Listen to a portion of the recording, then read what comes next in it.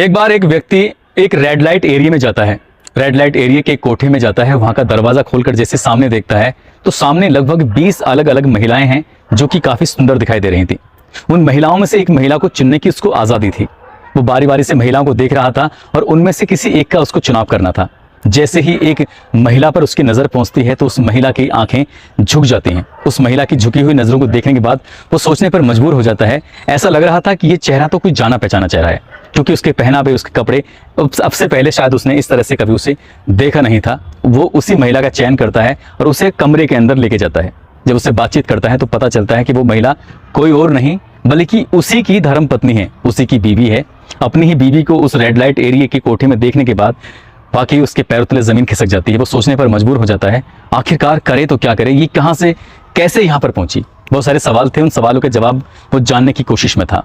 और जब सवालों के जवाब जानता है तो वो एक ऐसा कदम उठाता है जिस कदम को सुनने के बाद शायद आप भी उसको सैल्यूट करने पर मजबूर हो जाएंगे।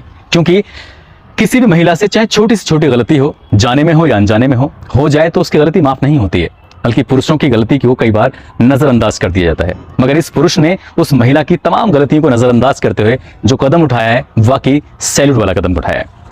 आदाब, नमस्कार, सत श्री अकाल। मैं उस्मान सैफी। आज की जो सच्ची घटना मैं आपको सुनाने जा रहा हूं, ये सच्ची घटना है कर्नाटक प्रदेश की राजधानी बेंगलुरु की।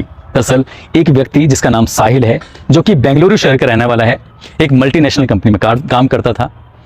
मल्टीनेशनल कंपनी में काम करता था। उसकी कंपनी ने उसको एक असाइनमेंट के लिए बुलाया था मुंबई में बुलाया गया था कि आपको यहाँ पर आना है कुछ समय के लिए।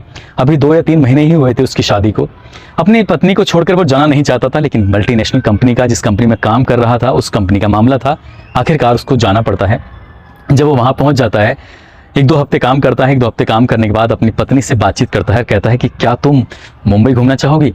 जैसे ही बात अपनी पत्नी से कहता है तो उसकी पत्नी एकदम खुश हो जाती है, खिलखिला जाती है। कहती है कि मेरा तो सपना था बचपन का, बचपन से ही मैं चाहती कि मुंबई जाऊं, वहां जाके देखूं। आज तक तो मैंने सिर्फ मुंबई को टेलीविजन पे या फिर फिल्मों में देखा है, साक्षात देखने को मिलेगा तो कितनी अच्छी बात है। जब अपने पति से इस तरह की बातें करती है तो उसका पति कहता है, परेशान होने की जरूरत नहीं है, 7 अक्टूबर 2011 का तुम्हारा रिजर्वेशन करा दिया गया है। फला तारीख को फला वक्त में आपकी ट्रेन मिलेगी। आप आराम से बेंगलोर से मुंबई का सफर पूरा करके सीधा मुंबई आइए, मैं तुम्हारा इंतजार करूंगा। वो दिन भी आता है, और जब दिन आता है वो घर से कुछ तैयारी के साथ सीधा बेंगलोर के रेलवे स्टेशन पर जाती है और अपनी निर्धारित ट्रेन, अपनी निर्धारित बोगी, अपनी निर्धारित बर्थ पर जाकर बैठ जाती है। और सबसे पहले फोन करती है अपने सास और ससुर को। कहती है कि मम्मी पापा, मैं ट्रेन में बैठ गई हूँ और लगभग 1000 किलोमीटर का ये सफर है, 16-17 घंटे में पूरा हो जाएगा और मैं साहिल के पास पहुंच जाऊंगी।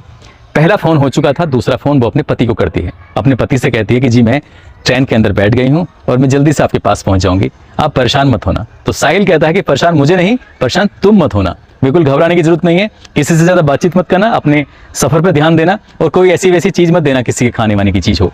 इस तरह की समझाने की कोशिश भी करता है। अब ट्रेन ये मुंबई के सफर के लिए चल पड़ती है। जैसे ही मुंबई के सफर के लिए ट्रेन चल पड़ती है तो जिस बोगी में, जिस बर्थ पर वो बैठी हुई है, सामने वाली बर्थ पर 2 व्यक्ति बैठे हुए हैं, एकदम अनजान व्यक्ति, एक दूसरे से बातचीत भी नहीं कर रहे हैं। मगर धीरे धीरे जब सफर आगे की तरफ चलता है तो वो दोनों व्यक्ति आपस में एक दूसरे का इंट्रोडक्शन लेते हैं, एक दूसरे से परिचय लेते हैं कि तुम कौन हो, कहां से जा रहे हो, कहां से आ रहे हो, इस तरह की बातें वो करते हैं। ये महिला किसी से बातचीत भी नहीं कर रही है, नाम तानिया है। तानिया किसी से बातचीत नहीं कर रही थी। वो बात कर रही थी तो या तो अपने सास ससुर से या फिर अपने पति साहिल से। साहिल को बताती थी कि अब इतना किलोमीटर का सफर हो चुका है, अब मैं यहाँ पहुंच गई हूँ। खिड़की के बाहर झांक के बताती है कि देखो ऐसा दिखाई दे रहा है, वैसा दिखाई दे रहा है। इस तरह से उसका जो सफर था वो कटने लगता है। और जैसे जैसे वो आगे ट्रेन बढ़ रही थी तो उन्हीं 2 व्यक्ति जो कि उसके बर्थ के ठीक सामने बैठे हैं, उनमें से एक व्यक्ति कहता है, बहन जी लगता है कि आज पहली बार आप ट्रेन में सफर कर रहे हैं, वो भी मुंबई का। तो कहती है कि हाँ, मैंने ट्रेन में तो बहुत सफर किए हैं, लेकिन अकेले मुंबई में पहली बार जा रही हूँ। जब दोनों इस बात को कहते हैं तो कहते हैं, बहन जी आपको परेशान होने की बिल्कुल जरूरत नहीं है, हम भी मुंबई जा रहे हैं, किसी भी तरह की कोई दिक्कत, कोई परेशानी हो तो आप हमसे शेयर कर सकती हैं। ऐसे ही बातचीत चल रही थी। कुछ खाने पीने की चीजें थी उनके पास, वो खा रहे थे। उनका, बहन जी आप भी खाएंगी, तो वो मना कर देती है। लेकिन जब आगे वक्त गुजर रहा है, 15-16 घंटे का सफर है, तो किसी भी अनजान व्यक्ति से इस लंबे सफर में जब कोई सोना ना हो तो आराम से बातचीत जब होंगी तो जाहिर सी बात है कि दोस्ती भी हो ही जाएगी। उधर तो उन दोनों की दोस्ती हो चुकी थी और उन दोनों ने इस तानिया से भी कहीं ना कहीं जान पहचान बना ली थी। तानिया जब अपना कुछ खाने पीने का सामान था तो खाते पीते उन लोगों की नजर उस तानिया के सामान पर पड़ती है, तो आखिरकार तानिया की मजबूरी बन जाती है उस सामान को दिखाते हुए कि भाई साहब आप भी इसमें से सामान लेंगे। जब वो बात उन दोनों व्यक्ति से कहती है, तो वो व्यक्ति भी उसके सामान लेकर खाने लगते हैं। कुछ देर के बाद कुछ सामान वो भी लेते हैं, तो वो भी तानिया की तरफ हाथ बढ़ा देते हैं कि बहन जी आप भी कुछ सामान खाओगी। इस तरह से ये जो सफ़र था वो वाकई बहुत सुहाना था और बहुत बढ़िया सफ़र चल रहा था। चलते चलते लगभग 150 किलोमीटर के आसपास अभी बस मुंबई बाकी था, यानी कि 1000 किलोमीटर में से 850 किलोमीटर का सफ़र तय हो चुका था। तानिया अपने पति साहिल को फ़ोन मिलाती है और कहती है कि मैं अभी आपसे 150 किलोमीटर दूर हूँ। तो कहता है कि तुम्हें परेशान होने की ज़रूरत नहीं है, मैं तुम्हें लेने के लिए रेलवे स्टेशन पर आ जाऊँगा। बस इतना ये फ़ोन था। उसके बाद ये दोनों व्यक्ति कहते हैं कि बहन जी चाय पियोगी? कहती है कि मैं तो चाय नहीं पीऊंगी, आपको पीनी है तो आप पी लीजिए। लेकिन वो 2 चाय के साथ साथ तीसरी चाय भी लेते हैं। तीसरी चाय लेते हैं तो तानिया को चाय पिला देते हैं और खुद भी चाय पीते हैं। जब तानिया चाय पी लेती है, चाय पीते ही तानिया एकदम बेहोश जैसी हालत में हो जाती है, नींद आने लगती है उसको। लगभग 2 या 3 घंटे के बाद जब आँख खुलती है तो पता चलता है कि तानिया अब ट्रेन के किसी बोगी या बर्थ के अंदर नहीं बैठी हुई है, बल्कि वो एक कार के अंदर है और कार बहुत तेजी से चल रही थी। उसको जैसे हल्की फुल्की उसकी आंखें खुलती हैं, वो आंखें खोलने की कोशिश करती है तो पता चलता है कि वो बेहोशी जैसी हालत में थी, ठीक से बोल भी नहीं पा रही थी। लेकिन उसको वही दोनों व्यक्ति कार के अंदर दिखाई देते हैं और एक व्यक्ति और था जो कार चला रहा था। ये एक नया व्यक्ति है जिसको देखने के बाद साफ अंदाजा लगाया जा सकता था, क्योंकि उसके साथ कोई ना कोई अनहोनी घटना हो चुकी है। उनसे कहती है कि मैं कहाँ हूँ, तुम मुझे कहाँ लेके जा रहे हो। इससे पहले कि वो कुछ बातचीत करती है उसको जोर का एक थप्पड़ पड़ता है और कहा जाता है कि आवाज़ निकाली तो और पिटाई होगी, इसलिए चुपचाप पड़े रहो। क्योंकि उसे चाय में कुछ नशीला पदार्थ दिया गया था। उसको पीने के बाद, उसको चाय को पीने के बाद उसकी हालत ऐसी नहीं थी कि वो विरोध करने जैसी कंडीशन हो। लगातार गाड़ी चल रही है और गाड़ी चलते चलते पहुँच जाती है एक ऐसे इलाके में जहाँ पर जब उसे कार से उस जगह पर लेके जा रहे थे तो उसकी हालत चलने लायक नहीं थी। लेकिन उन दोनों ने ऐसे पकड़ा हुआ था जैसे कि वाकई वो उस महिला बीमारी जैसी हालत में हो। ठीक ट्रेन से भी शायद उन्होंने उसको वैसे ही निकाला होगा।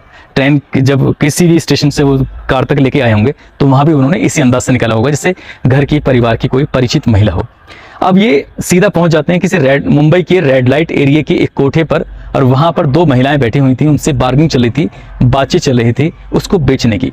आखिरकार सौदा तैयार हो जाता है, पक जाता है और कम से कम उसकी कीमत लगती है 45,000 रुपये। 45,000 रुपये लेकर वो दोनों व्यक्ति वहाँ से रफू चक्कर हो जाते हैं। वो महिला उसे हल्का हल्का होश आने लगता है और वो गिड़गिड़ाने लगती है, वो रोने लगती है, वो रहम की भीख भी मांगती है। उन दोनों से भी वो उसको ठोकर मारते हुए वहाँ से निकल जाते हैं। अब ये एक कोठे पर मौजूद थी और कोठे का नज़ारा जब देखती है, दृश्य देखती है, तो वहाँ पर पहले से ही कितनी ही लड़कियाँ थीं जिन्होंने अपने लिबास भी ऐसे पहने हुए थे जिसे देखकर कोई भी पुरुष उत्तेजित हो जाए। अब उस महिला को एक कमरे में बंद कर दिया जाता है क्योंकि वो विरोध करने पर उतारू हो गई थी। वो चीख रही थी, चिल्ला रही थी, इसलिए उसको बांध कर एक कुर्सी पर रखा जाता है और चिल्लाए ना इसलिए उसका मुंह भी बंद कर दिया जाता है। बात 7 अक्टूबर को वो घर से चली थी। अब ये 8 अक्टूबर, 9 अक्टूबर, इस तरह से एक एक दिन गुजरने लगता है और धीरे धीरे करके लगभग 15 दिन गुजर जाते हैं। उधर उसका पति रेलवे स्टेशन पे इंतजार कर रहा था। काफी इंतजार करने के बाद जब उसकी पत्नी उसको वहां दिखाई नहीं देती है तो वो बहुत परेशान हो जाता है। फोन करता है तो स्विच ऑफ आता है, अपने माँ बाप से पूछता है, फिर जाकर रेलवे स्टेशन पर जीआरपी को भी सूचना देता है, साथ ही पुलिस स्टेशन में भी जाता है और अपनी पत्नी की गुमशुदगी दर्ज कराता है। वो तमाम कोशिशें करता है अपनी पत्नी को तलाश करने की ताकि उसकी पत्नी मिल जाए। सीधा वो बेंगलोर के रेलवे स्टेशन पर जाता है और जाकर वहाँ की सीसीटीवी चेक कराता है। देखता है कि वाकई उसकी पत्नी तो रेलवे स्टेशन के पर आई है और ट्रेन के अंदर बैठी है, लेकिन है तो कहाँ है। वो तमाम कोशिशें कर रहा था उधर। इधर उसकी पत्नी टॉर्चर हो रही थी, रोज उसको मारा जाता था, रोज उसको पीटा जाता था, रोज उसको खाना भी नहीं दिया जाता था और जितनी जाति, जितना हैवानियत उसके साथ हो रही थी उसकी उसने कभी कल्पना भी नहीं की थी। जब धीरे धीरे एक दिन गुजरने लगते हैं, 16वें दिन उस कोठे की जो मालिक है सुनीता पुजारी उससे कहती है कि बहुत दिन हो गए, यदि आज तुम तैयार होकर ग्राहक के लिए तैयार नहीं होती हो तो फिर तुम्हारा वो हश्र किया जाएगा जिसकी तुमने कभी कल्पना भी नहीं की थी। लड़कियों, इसको समझा दो। जो पहले से वहाँ लड़कियां काम कर रही थी उन लड़कियों पर दबाव बनाया जाता है और वो लड़कियां कहती हैं कि तानिया तुम मान जाओ, क्योंकि अब यहाँ से तुम्हारे जाने के रास्ते सब बंद हो चुके हैं, तुम्हें यहीं रहना होगा, यही काम करना होगा। अब तुम्हें कोई छुड़ा नहीं सकता, कोई तुम्हें बचा नहीं सकता, कोई तुम्हारी यहाँ मदद करने वाला भी नहीं आएगा। 16वें दिन आखिरकार तानिया टूट जाती है और तानिया भी ऐसे कपड़े पहनती है जिसको कपड़े को देखने के बाद कोई भी पुरुष उसकी तरफ उत्तेजित हो जाए, आकर्षित हो जाए। और आज उन 20-22 महिलाओं में से तानिया का नंबर था, क्योंकि ग्राहक ने तानिया को ही पसंद किया था। तानिया को लेकर वो कमरे में जाता है और जाने के बाद जैसे ही वो अंदर के दरवाज़ा बंद करता है, चटकनी बंद करता है, तो वो तानिया गिड़गिड़ाने लगती है, रोने लगती है और रोती भी ऐसे है कि उस कमरे से उसकी आवाज़ बाहर नहीं जाती। उसकी आंखों में आंसू थे और वो आंसू टपक रहे थे। रोते हुए पैरों में पकड़ के वो कहती है कि भैया मुझे माफ़ कर दीजिए, मैं ऐसे से यहाँ पर चली आई हूँ। मेरे पति साहिल हैं जो कि मल्टीनेशनल कंपनी में काम करते हैं। मुझे तो सिर्फ यहाँ मुंबई घूमने के लिए आना था। किसी ने मुझे चाय में कुछ नशीला पदार्थ पिलाया और मुझे यहाँ पहुँचा दिया। वो अपनी परेशानी, अपना दर्द जब बयां करती है तो उस व्यक्ति ने, हालांकि कोठे पे आने वाला व्यक्ति कभी शरीफ तो हो ही नहीं सकता, इसलिए उस व्यक्ति ने इंसानियत का परिचय देते हुए कहा कि मैं तुम्हारी क्या मदद कर सकता हूँ। जब बात मदद करने की आती है तब वो कहती है कि मुझे मेरे पति से बात करा दो। उधर उसका पति अपनी पत्नी को तलाश करने की तमाम वो कोशिशें कर रहा था। आखिरकार वो बार बार फोन देखता था। वो सोच भी रहा था कि सफर शुरू होता है तब फोन आता है, सुबह शाम रोज फोन करती थी, अब फोन आता भी नहीं है, फोन स्विच ऑफ हो रहा है। लेकिन 16वें दिन जाकर जब एक अनजान नंबर से फोन आता है साहिल के पास और आवाज आती है कि रोते हुए कि मैं तानिया बात कर रही हूँ, मैं कहाँ हूँ मुझे नहीं पता, मुझे बचा लो, मुझे यहाँ नहीं रहना है। जब पूरी कहानी कुछ बातचीत सुनता है तो वो कहता है कि तुम हो कहाँ पर? कहता है मुझे नहीं पता। तानिया मना कर दी थी, मुझे कुछ नहीं पता। ये कहाँ है, किस कमरे में है, किस कोठे पर है, किस रेड लाइट एरिया में है, वो इलाका कौन सा है, सारी जानकारी वो व्यक्ति देता है जो व्यक्ति अभी तक उसकी मदद कर रहा था। साहिल को जब उसकी सूचना मिल जाती है तो साहिल सोचने पर मजबूर हो जाता है कि आखिरकार करूं तो क्या करूं, इसको कैसे बचाऊं। जब बात बचाने की आती है वो कहता है कि पुलिस के पास जाऊंगा, पुलिस वहां पर छापा मारेगी तो पता चला कि वो कोठे से गायब कर दिया है, कुछ उसको नुकसान पहुंचा दिया, तो इसलिए वो ऐसा कुछ नहीं करता है और वो सीधा बजाय पुलिस की मदद लेने के वो सीधा पहुंच जाता है ग्राहक बनकर उसी कोठे पर।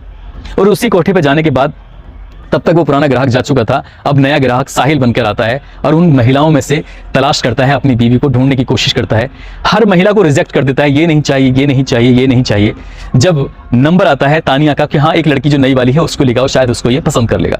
तानिया को देखता है, तानिया को देखते ही उसकी बीवी की नजरें झुक जाती हैं, डबडबाने लगती हैं, आंखों से आंसू टपकने लगते हैं।